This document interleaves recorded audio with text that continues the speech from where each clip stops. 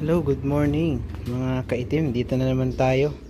So mamaya magbabaklas tayo ng panggilid, pero ngayon ay tuturuan ko muna kayo paano magdagdag ng coolant, no? So nung nagbaklas ako, doon ko rin lang nalaman mga kaitim. So dagdag kaalaman to sa atin. Okay, so ito, no? Meron tayong charging port dito.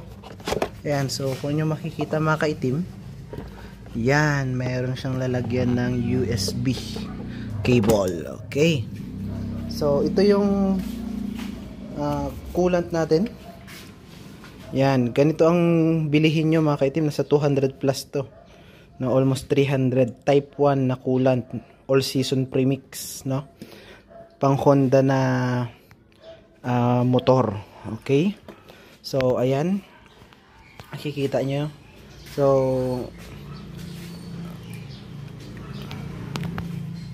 buksan natin, no? So kung sa may mga bagong ADB, syempre hindi pa natin kabisado yan. Ito, yan, upper, lumabas yung upper, lower. So ito pala yan, no? So mga kaitim, dito natin banda, no? Right side, no? Apakan, tanggalin nyo itong area nito, or dito lang banda sa likod para hindi nyo natanggalin ng buo, or pwede rin naman tanggalin ng buo. Okay, tas ito, ito nakikita niyo yung box na yan, susungkitin natin yan. Ayan, so dapat meron kayong pangsungkit mga kaitim. Okay, sungkitin natin.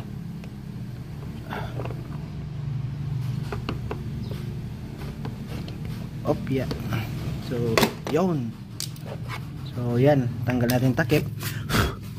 Yan, so dito pala mga kailangan kayo ng funnel dito, no, para hindi magkatapon-tapon yung coolant na ating isasalin.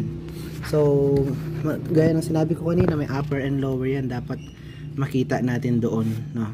So dapat at least nasa pagitan siya, no? Buti nag-check ako sapagkat nasa lower na siya, so kailangan na natin magdagdag. Okay, so yan po. So ayan, so mas maganda may funnel kayong ganito, no? Imbudo na maliit, wag naman po yung masyadong malaki.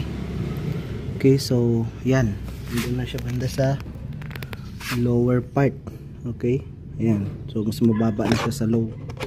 So sa pagsali naman nito, dahan-dahan lang mga kaitim, pagkat pag nabigla naman natin, mahirap din.